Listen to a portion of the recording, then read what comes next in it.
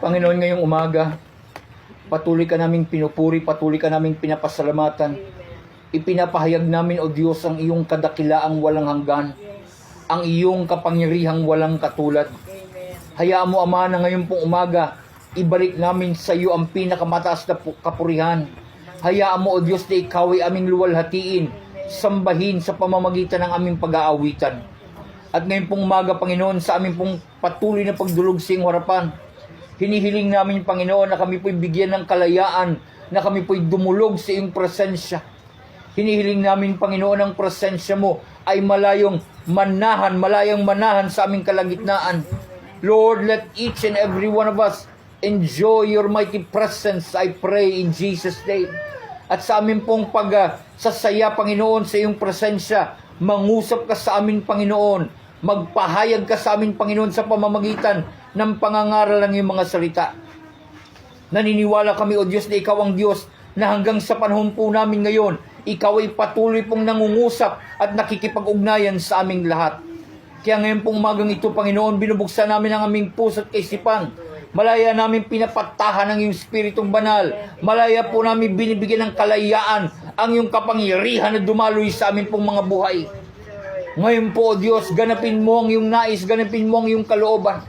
Ang kalooban mong masunod, Panginoon, dito sa lupa gaya ng sa langit, O Diyos.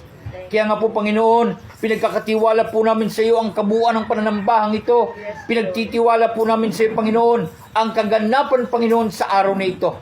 At sa pangalan ni Jesus, binawasak namin ang lahat ng gawa ng kaaway upang hadlangan ang malaya naming pakikinig. Lahat ng hadlang, lahat ng abala ng espiritu ng kadiliman, winawasak namin ang lahat ng ito sa pangalan ni Jesus. Yes, in the name of Jesus. At ngayon pong umaga, Panginoon, sa pamamagitan ng kapangyarihan ng iyong Espiritong Banal, malayang pumalan lang sa aming kalagitnaan ang iyong tinig sa kapanahunan. Marinig namin ang iyong kapahayagan. Marinig namin ang iyong kalooban. Marinig namin, O Diyos, ang lahat ng ito sa pamamagitan ng pangangaral ng iyong mga salita. O Diyos, darito ang iyong lingkod, nagpapakumbaba sa iyong harapan. Gamitin mo ako, Panginoon, upang maging daluyan ng iyong mga salita. Lord, gamitin mo kong kasangkapan na maging daluyan ng iyong tinig. Loobin mo, O Diyos, ang aking tinig. Loobin mo, O Diyos, ang aking tinig ay maging iyong tinig. Ang iyong presensya, Panginoon, ay malayang dumaloy sa aming kalagitnaan. At sa pangalan ni Jesus, pinagkakatiwala namin ang lahat ng ito. At naniniwala kami, Panginoon, kami ay iyon ang pinagtagumpay sa pangalan ni Jesus. Lord, maraming salamat po. Sa iyo po muli ang lahat ng kapurihan, ang lahat ng pasasalamat at pagsamba sa tanging pangalan ni Jesus. And everybody that believes, say Amen. Palakpakan po natin ng malakas ang Panginoon. Hallelujah. At ngayon pong umaga ay itutuloy po natin yung akin pong ibinahagi nung nakaraang linggo. At ito po ay may kinalaman sa napakagandang kapanganakan ng Panginoong Yesus. Kung pag-uusapan po natin ang Pasko, gaya po ng aking sinabi nung nakaraang linggo, meron tayong kanikanyang pagkaunawa. Meron pong kanikanya tayong pagkakaabot ng pagkakaintindi tungkol sa kung ano nga ba ang Kapaskuhan. Pero ang katotohanan tungkol sa Pasko, ito po ay laging may kinalaman sa kapanganakan ng Panginoong Yesus. Hello? Walang Pasko kung walang Kristong ipinanganak. Amen. Sabihin mo nga sa katabi mo, walang Pasko kung walang Kristo. Yan. Maganda po na naintindihan nating lahat yan. Ang Pasko ay hindi po ito okasyon ni Santa Claus, kagaya po ng nakagisna ng karamihan sa ating lahat. Nakalulungkot isipin, mas kilala pa ng tao sa Santa Claus kaysa kay Kristo. Isang dahilan kung bakit mayroong Pasko. Sino bang kilala mo? Si Kristo ba o si Santa Claus? Kristo. Amen. Sino bang mas kilala mo? Ang regalo ba o si Kristo? Kristo. Dapat si Kristo. O sinong mas kilala mo? Yung handaan ba o si Kristo?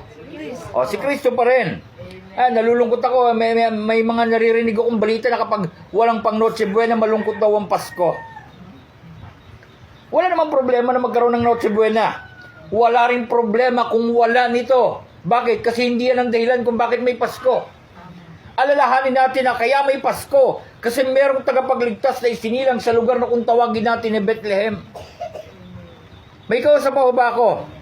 Siya po isinilang ng isang babae na tinatawag nating Birhen Maria. Okay? Ang tatay po niya ay si Jose na isang karpintero. Okay? At siya po isinilang sa isang sabsaban. Kung titignan po ninyo ang itsura ng sabsaban noon kumpara sa sabsaban ngayon, ang laki ng kakaibahan.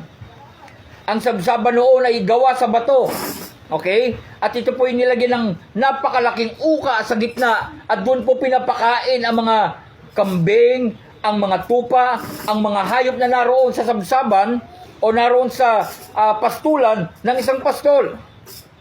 Isipin mo isang bloking bato na ganun kalaki tapos inukaan sa gitna.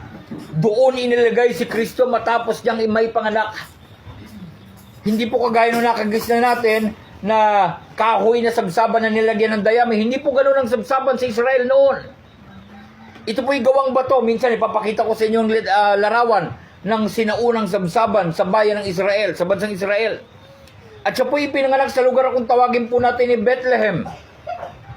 Actually, ang pronunciation natin ngayon Bethlehem, pero ang totoong pronunciation niya ay Bethlehem.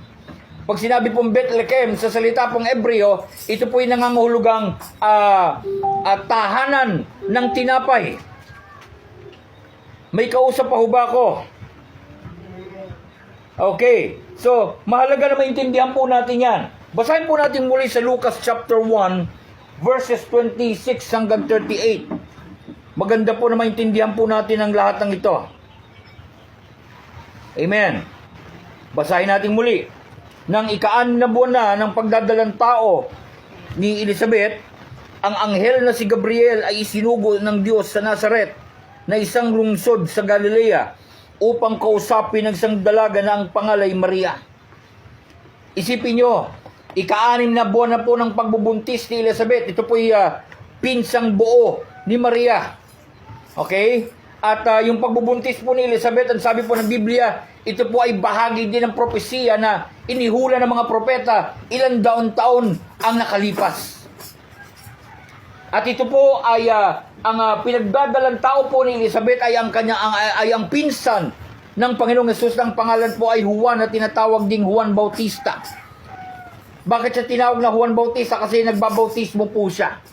Siya po ang propeta na ipinadala ng Diyos Ama upang ihanda ang pagdating ng tagapagligtas. Amen. Sabi roon, ang anghel na si Gabriel ay isinugo ng Diyos sa Nazaret. Take note, napaka-espesyal ng pangyayaring ito. Marami naman pwedeng isugo ang Diyos para ipahayag ang isang magandang pangyayaring nakatakdang mangyari. Ang ipinadala niya ay isa pang anghel. May kausap pa ho ba ako? Hello? Isang anghel, isipin mo, magpapadala ang Diyos sa iyo ng isang anghel para ipahayag sa iyo ang isang dakilang mensahe. So we're talking about an angelic visitation here. Naranasan nyo na ba ito? Kung ako po tatanungin po ninyo, I've experienced more than once ang angelic visitation. Minsan po ako po'y natutulog, bigla po ako nagising. Dahil po dun sa kwarto ko napakadilim, may bigla pong lumiwanag na wala naman nagbubukas ng ilaw. At sa harapan ko, nakatayo ang isang nilalang, mga kapatid na nakasuot ng puti at nagliliwanag ang kanyang itsura. Naranasan ko po ito ng mahigit sa isang beses. 2, 3 kung hindi po ako nagkakamali. Naranasan kong ako'y bisitahin ng anghel ng Panginoon at nagpahayag po siya sa akin ng mga mensahe na hindi ko sukat akalain yung mga mensaheng aking mapapakinggan ay mangyayari din sa itinakda niyang oras at panahon. Totoo ang angelic visitation. May kausap pa ho ba ako? Pastor, pwede ko ba maranasan yun? Pwede kapatid. Hello? Basta panalangin mo sa Lord. Panalangin mo sa Panginoon Lord. Ang anghel ipapadala mo sa akin yung totoong anghel mo ha. Hindi yung lumagpak na anghel. Dalawa kasi ang klase ng anghel. Merong anghel ng langit at merong anghel na ibinagsak dito sa lupa. At yun ay walang iba kundi ang mga masasamang spirito. Okay? So, panalangin mo na bisitahin ka ng anghel. Now, sabi rito, isinugo yung anghel sa lugar na kung tawagin natin ay Nazaret. Ang Nazaret po noon kung pag-uusapan po natin ito sa panahon po natin, ito po'y tumutukoy sa isang napakasama at napakapangit na lugar. Kaya mababasa po natin sa Biblia, kapag nabanggit ang tawang pangalang Nazaret o lugar na Nazaret, ang lagi nilang sinasabi, bakit? Meron bang mabuting manggagaling sa Nazaret? Bakit kaya yun yung lagi nilang sinasabi? Kasi ang Nazaret po ay isang masamang lugar. Isang lugar na meron pong pangit na reputasyon. Isipin mo kapatid ito sa bagay na ito. Isang lugar na napakapangit ng reputasyon.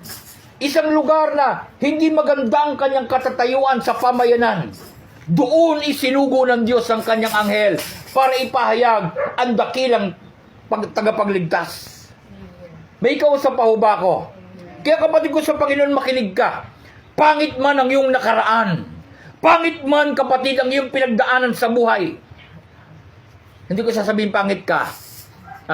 Hello? Pangit man yung iyong pinagdaanan sa buhay. Pangit man ang iyong pinanggalingan. Kapatid, hindi ito hadlang upang ang Diyos ay magsugo sa iyo ng kanyang mensahero. Hindi ito hadlang, kapatid, upang ang Diyos hindi gumawa ng isang mabuting bagay sa buhay mo. Hello? Nung isinilang ng Diyos, okay, ang tagapagligtas, tinawag siyang Jesus na taga Nazaret. Bakit? Kasi sa lugar na yon lumaki ang tagapagligtas. May kausap pa ho ba ako? Kaya kapatid ko sa Panginoon, uulitin ko lang yung sinabi ko. Gaano man kapangit ang iyong nakaraan, hindi ito hadlang upang gumawa ng himala ang Diyos sa iyong buhay. Titiyakin ko sa iyo, gaano man kapangit ang iyong nakaraan, gagawa at gagawa ng isang magandang bagay ang Diyos sa buhay mo. Kaya wag mo nga tanggihan ng Diyos. Amen? Wag mong tanggihan ng Panginoon sa oras na meron siyang gustong gawin sa buhay mo. At kung ang Diyos ay merong gagawing maganda sa buhay mo, titiyakin ko sa iyo, ipapahayag niya ito sa iyo sa pamamagitan ng kanyang mensahero. Meron siyang mensahero na ipadadala sa iyo. Amen. Ang mensahero na ipinadala ng Diyos, maaring ito'y sa katauhan ng kapitbahay mong hindi ka nais-nais. Maaring ito man ay sa katauhan ng inyong poging pastor. Hello? Maaring ito man ay sa katayuan, kapatid ng iyong asawa. O maaring ito man ay sa pamamagitan ng katauhan ng isang makadiyos na tao. Kapatid, ang Diyos magpapadala at magpapadala ng mensahe para sa iyo. Amen? Ngayon itong tanong, ipinapabatid sa iyo ng Diyos ang isang magandang balita. Ipinapabatid sa iyo ng Diyos ang isang babala. Ipinapabatid sa iyo ng Diyos ang isang paalaala. Ito ang tanong, ano ang ginawa mo sa mensaheng iyong napakinggan? Ano ang ginawa mo sa mensahero na kanyang ipinadala?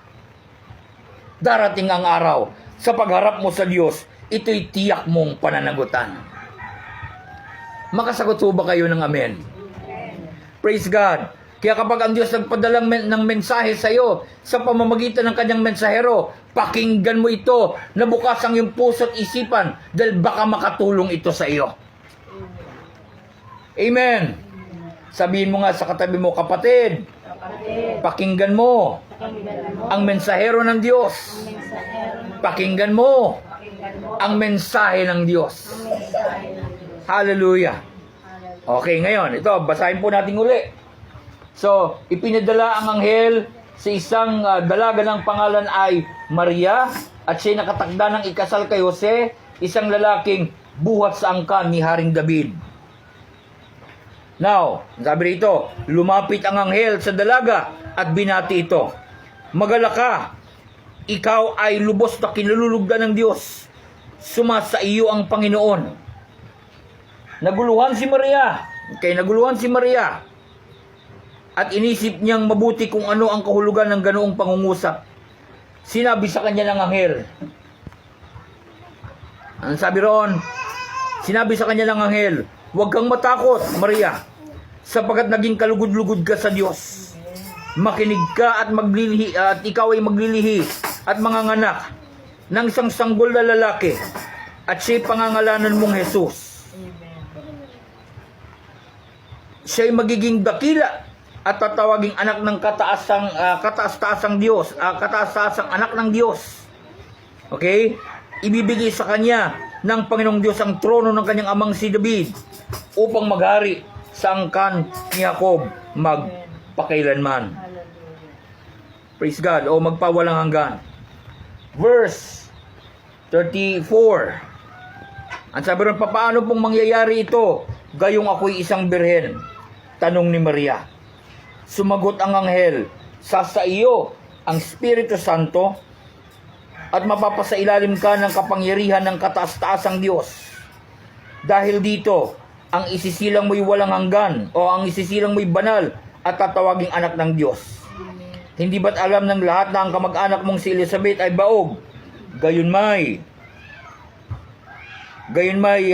naglilihi na siya at ngayon ika-6 na buwan na ng kanyang pagdadalang tao kahit na siya'y matanda na, sapagkat walang anumang bagay na hindi kayang gawin ng Diyos. Panghuling talata, verse 38. Sumagot si Maria, ako'y alipin ng Panginoon, mangyari nawa sa akin ang iyong sinabi. At umalis ang anghel, at umalis na ang anghel. Amen. Isipin po natin ang ganda ng takbo o ng tagpo ng mga pangyayaring ito. Ipinadala ng Diyos ang kanyang anak ayon sa itinakda niyang kapanahunan. Amen? Ang sabi po rito sa sumunod na talata, Galatia chapter 4 verse 4, ngunit nang sumapit ang takdang panahon, isinugo ng Diyos ang kanyang anak. Isinilang siya ng isang babae na muhay sa ilalim ng kautusan. Isipin ninyo kapatid, ipinadala ng Diyos ang kanyang anak ayon sa takdang panahon. Ayon sa takdang panahon, isinugo ng Diyos ang kanyang anak. Now listen to this, brothers and sisters. God never comes too early, but He never comes too late. Perfect. Dumarating ang Diyos doon sa tinatawag nating perfect timing. Hello. Ito po yung kahulugan ng salitang kairos sa salita pong Griego. Yung salita pong takdang panahon dito ay galing sa salitang Griego na kairos. Takdang panahon. It always speaks of what we call the perfect time. Ang Diyos ay hindi masyadong maaga, pero hindi nahuhuli ang Diyos kailanman. Ito, tandaan mo kapatid. Makinig ka kapatid. Sa iyong buhay, darating at darating ang panahon na kakatagpuin ka ng Diyos. At doon sa panahon na yon, kapatid, na pagtatagpo ng Diyos sa iyo sa takdang panahon na yon, titiyakin ko sa iyo, lahat ng bagay na dapat mawala ay mawawala. Lahat ng bagay na idaragdag sa iyo, na kailangan idagdag sa buhay mo, ito ay pawang idaragdag sa iyo. Kapag ang Diyos ay dumating sa iyong buhay, tiyak na kalakip ng pagdating ng Diyos ay ang pagpapalang matagal mo nang hinihintay. Ang pagpapalang karapat-dapat mong tanggapin. Yes. Amen. Thank you, Lord. Hello. Amen. Hilingin mo sa Diyos, kapatid, na ang Diyos ay dumating sa iyong buhay. Hilingin mo, kapatid, na sa iyong buhay, katagpuin ka ng Diyos sa takda niyang panahon. Amen. Amen? Yes. Amen. Amen. Ang problema, maraming tao marunong pa sa Diyos. Pinangungunahan niya ang panahon na itinakda ng Diyos. Hindi pa panahon na mag-asawa siya, ha? Dahil meron nakatakdang panahon ng Diyos, pero pinangunahan ng Diyos, ayun, nag-asawa nang wala pa sa tamang panahon. Ano nangyari? Pagdating ng araw, siya rin na naghirap, siya rin na nag-suffer. Bakit? Pinangunahan mo ang Diyos eh. Nagmadali ka. Yung iba naman, kaya nagsasuffer, hindi sa nagmamadali sila, kundi nilampasan o hinayaan nilang lumampas ang magandang pagkakataon na ibinigay ng Diyos sa atin. Never miss the opportunity God is giving you. Amen? Kaya nga sinasabi po ni Jesus, discern the times. Pag-aralan mo yung panahon. Hello? Tignan mo yung panahong dumarating sa iyo. Para bagang sinasabi ng Panginoon, tignan mo kung ito na ang panahon ng Diyos para sa iyo. Tingnan mo kung ito na yung araw na itinagda ng Diyos para sa'yo. Tingnan mo. At kapag nalaman mo ito na yung panahon na itinagda ng Diyos sa'yo, kapatid, huwag mo nang pakawalan yan. Hello, may kausap pa ho ba ako? Sabihin mo sa katabi mo, huwag mong pakawalan Huwag mong pakawalan ang pagkakataon ang pagkakataon na ibinibigay ng Diyos sa'yo. na ibinibigay ng Diyos para sa Matagal mo nang hinahangad na ikaw ay maglingkod sa Diyos. Matagal mo nang hinahangad na ikaw ay maging aktibo sa Diyos. Ano ginawa ng Diyos? Itinagda ng Diyos na sa lugar na ito ay maisilang at may panganak ang gawain ng Diyos. Naisilang ang gawain ng Diyos. Naisilang ang Goshen community. Ito na yung pagkakataon mo na maglingkod sa Diyos. Ito na yung pagkakataon, kapatid, na ibigay mo para sa Diyos yung matagal mo nang gustong ibigay sa Diyos. Kaso itong problema, pinapakawalan pa rin natin ang pagkakataong ibinibigay ng Diyos sa atin. Kaya pag dumating yung araw na nakawala yung pagkakataon na yon, nandun yung ating paghihinayang, naroon yung ating paghihinagpis, naroon yung ating pagsisisi. Bakit? Nakalampas ang isang magandang pagkakataon. Amen? Pero pinaka-importante na maintindihan natin dito, ibang usapan kapag ang Diyos dumating sa buhay mo sa tamang pagkakataon. Amen? Ngayon na naririnig mo ang magandang balita na ito, ito yung magandang pagkakataon na ibinibigay ng Diyos sa iyo upang ikaw ay makinig, tumalima sa kanyang panawagan. Huwag nang magmatigas ang iyong puso. Huwag ka nang maggaling-galingan sa Diyos. Amen. Amen. Amen. May kausap pa ho ba ako? Ang tanong ay bakit? Ang sabi po ng Biblia, sapagkat gayon na lamang ang pag-ibig ng Diyos sa sanlibutan na kanyang ibinigay ang kanyang bugtong na anak upang ang sino mang sumampalataya sa kanya ay huwag mapahamak kundi magkaroon ng buhay na walang hanggan. Kapatid, dahil sa laki ng pag-ibig ng Diyos sa iyo, ibinigay ng Diyos ang pinakamailam na bahagi, ang pinakamalaking bahagi ng kanyang sarili, at ito ay ang kanyang anak. Ibinigay niya ang kanyang anak para sa iyo dahil sa laki ng kanyang pag-ibig sa iyo. Yung salita po itong ibinigay ay galing po sa isang salitang Griego, at ito po yung salitang didumi. Okay? Yung salita pong didumi, kung bibigyan po natin ng pakahulugan yung salitang ito sa salitang Griego na ginamit upang isulat ang bagong tipan, ito po'y tumutukoy sa isang klase ng pagbibigay na matutuwa ka naman talaga. Ano yon? Ito'y pagbibigay ng may kagalakan. Ito'y pagbibigay ng may kusang loob. Ito'y may pagbibigay dahil doon sa lakip na pag-ibig na meron siya para doon sa kanyang pinagbibigyan. So pag sinabing, sapagkat gayon na lamang ang pag-ibig ng Diyos sa sangkatuhan, kaya't ibinigay niya ang kanyang kaisa-isang anak. Kapatid, matuwa't magpasalamat ka. Yung pagbibigay ng niya ng kanyang anak ay pagbibigay na may kagalakan galing sa kanyang puso. Ito'y pagbibigay na may kusang loob. Hindi humahanap ng kapalit. Ito yung pagbibigay, kapatid, na para bagang sinasabi ng Diyos, anak, alam kong kailangan mo ito, o ibibigay ko ito sa'yo, ito sa'yo na. Walang problema dyan. Masaya akong ibibigay ito sa'yo. Ganun yung ibig sabihin ng salitang ibinigay dito po sa talatang ito. Praise the Lord. May kausap pa ho ba ako? Amen. Kapatid, gayon na lamang ang pag-ibig ng Diyos sa'yo. Thank you, Father. Tapos ang sabi pa nga po ng Biblia, ipinadama ng Diyos ang kanyang pag-ibig sa atin nang mamatay si Kristo para sa atin nung tayo'y makasalanan pa. Take note of this. Wala ka pang ginagawa para sa Diyos. Hindi ka pa nagbibigay ng anuman sa Diyos. Hindi mo pa sinusuko ang buhay mo sa Diyos. May ginawa na ang Diyos sa iyo. Amen. Thank you, Lord. Hello? Yes. Amen. Thank you, Lord. Isipin mo, hindi ba mabuti ang Diyos na yan? Anong kabutihan, anong klaseng kabutihan meron ang Diyos dito natin pinaglilingkuran? Wala ka pang ginagawa. Wala ka pang ibinibigay sa Kanya. Wala ka pang napapatunayan sa Kanya. Siya meron na. Amen.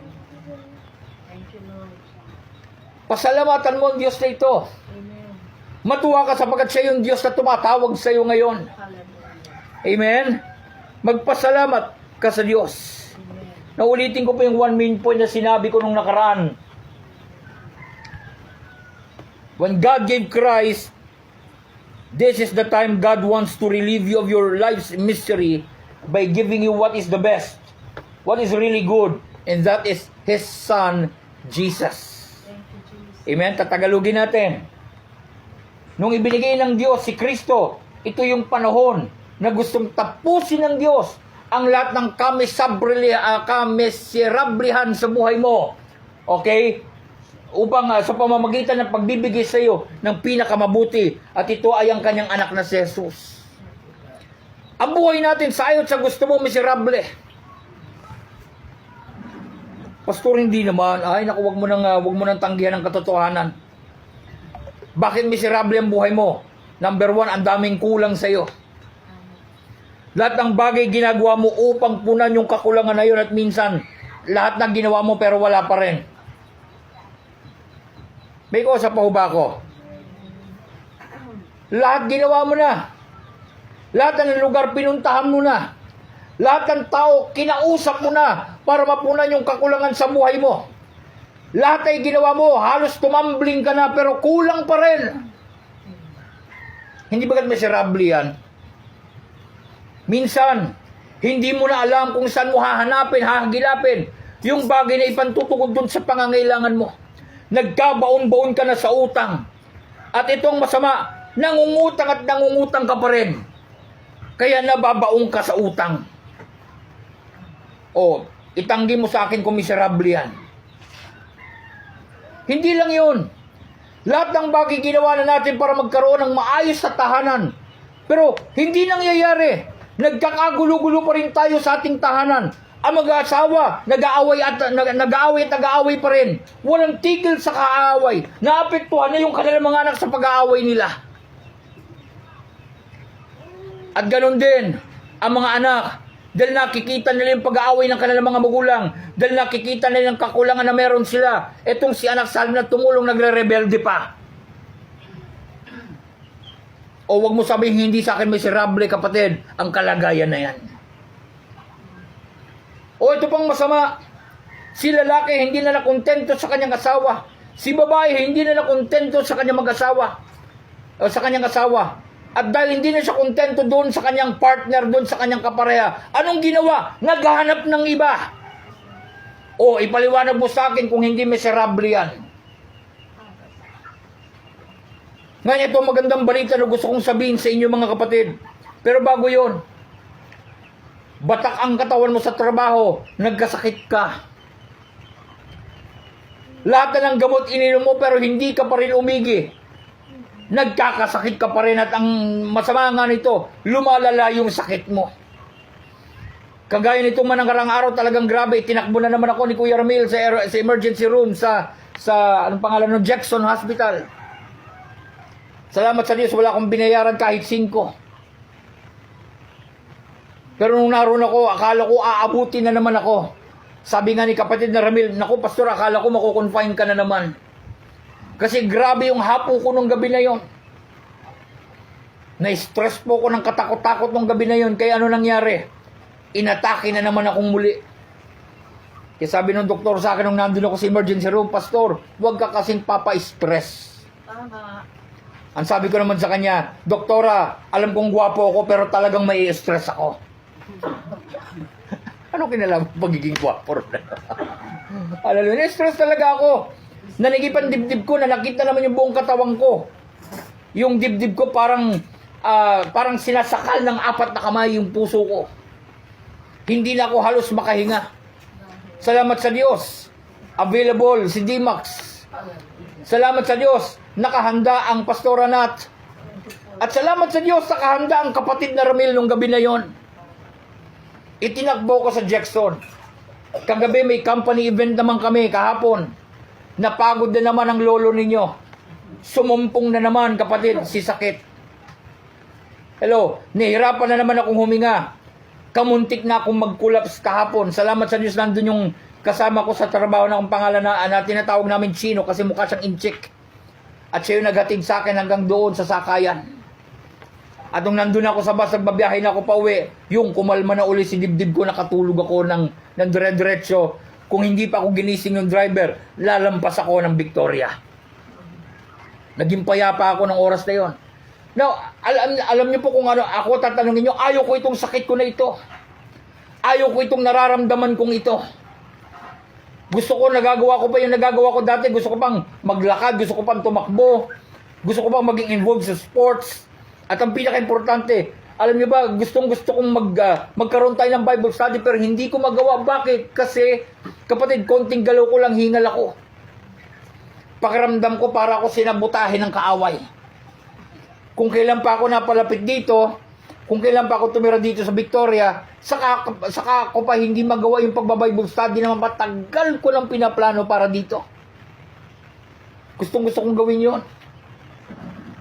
No, isipin, kung ikaw yung nasa kalagayan ko ngayon, isipin mo, miserable ba ito o hindi? Miserable ito. Miserable ang magkasakit. Pero ito magandang balita, gaya ng sinasabi ko, yung pagdating ng Panginoong Hesus, ang pagdating ng Diyos sa ating mga buhay, ito yung oras at ito yung panahon na gustong alisin at aalisin ng Diyos ang lahat ng bagay na miserable sa buhay mo. Amen? Kaya naniniwala ako mga kapatid, dahil ako'y merong relasyon sa Panginoon, itong bagay nito na miserable sa buhay ko, aalisin din ito ng Diyos sa takdang kapanahunan. Amen. Amen? Hinihintay ko lang yon. Amen. May kausap pa ho ba ako? Pagagalingin din ako ng Diyos. Amen. Meron dahilan kung bakit itong sakit na ito medyo nagtatagal ng konti. Meron dahilan ng Diyos dyan. Yes. Amen? Kaya, sige lang, magpapasakop ako sa kalooban ng Diyos. Amen? Mangangaral ako at mangangaral. Alam niyo ba, akala niyo madaling mangaral dito? Lalo na po sa estilo ng aking pong pangangaral, alam niyo ba kung gaano kadali ito?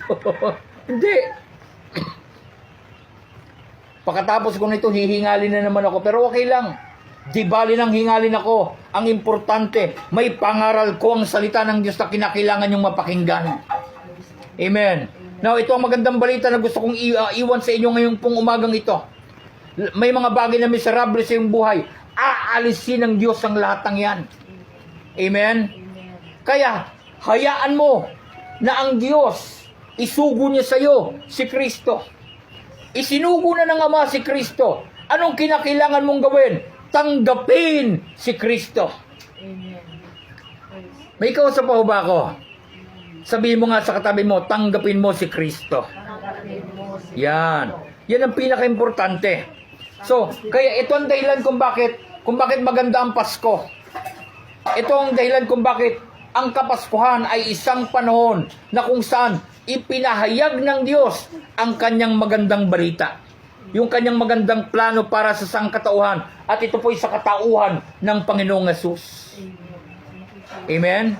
So nagpadala ang Diyos ng mensahero. Nagpadala ang Diyos ng mensahe. At ang mensahe ng mensahero ay ang pagdating ng anak ng Diyos. May kausap pa ho ba ako? Okay. And then, ito nakakatuwa. Sa araw ng Pasko o yung tinatawag po nating kapanahunan ng Kapaskuhan, ang himala, ang isang pinakamatinding himala nangyari. Ano yon? Biruin mo isang birhen nagbuntis. Mabuti pa yung mga kapatid natin sa pananampalatayang Muslim o Islam, kinikilala nila na si Kristo ipinanganak o ipinagbuntis ng isang babaeng birhen. Take note ha, mga Muslim pa naniniwala pa sila doon sa tinatawag na virgin birth ni Jesus. Pero nakakalungkot isipin, maraming taong kumikilala o naturing ang kumikilala kay Kristo pero hindi sila naniniwala na si Kristo ipinagbuntis ng birhen. Isipin nyo yan. Pero ang punto rito mga kapatid, this miracle sounds confusing. Bakit? Paano magbubuntis ang isang babae na walang involvement ang isang lalaki? Malabong mangyari yan. Pero sabi nga po mga kapatid ng verse 29, si Birheng Maria ay papas sa ilalim sa kapangyarihan ng Diyos sa pamamagitan ng banal na spirito. Yung confusing miracle, confusing pa ba? Hindi na. Bakit? Kasi naintindihan na natin kung paano mangyayari yung himala na yon. At ito ay sa pamamagitan ng kapangyarihan ng Espiritu Santo.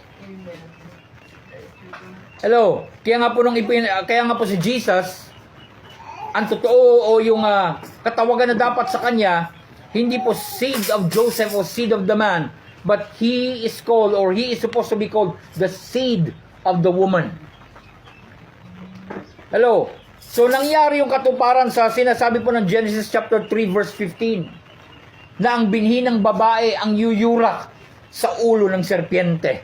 Sabi po sa Genesis chapter 3:15. Isipin mo binhi ng isang babae. Ito po ay isang himala na naganap 2,000 years ago nung ipinanganak ang Panginoong Yesus. And of course, this is a Christological miracle. Ito pong pagbubuntis na ito ni Mary sapagkat ito po ay may kaugnayan, mga kapatid, sa kapanganakan ng tagapagligtas. Ang tagapagligtas ay nagkaroon ng tinatawag na pagkakatawang tao. Siya nagkaroon ng katawang lupa. Yun ang sabi ng Biblia. Now, sabi po ni Apostol Pablo, ang Kristo, na bagamat siya po ay nasaan yung Diyos, o bagamat siya ay Diyos, siya ay buong pagpapakumbabang nagkatawang tao. Nagkaroon ng katawang tao. Sumunod sa kalooban ng Ama ng may buong kapakumbabaan hanggang sa kamatayan. Isipin mo yan. Hello, may kausap pa ho ba ako? Now, makinig ka kapatid. Ang Kristo pwedeng gumawa ng himala sa buhay mo. Amen? Sabi nga ho ng Biblia, itong Kristo na ito na nagkatawang tao sa pamamagitan ng makapangyarihang himala ng Espiritu Santo, nung siya ipanganak dito sa lupa, nung siya po'y namuhay dito sa lupa, mga himala nagmula sa kanyang mga kamay. Kaya kapatid ko sa Panginoon, makinig ka. Kung kailangan mo ng himala, lumapit ka kay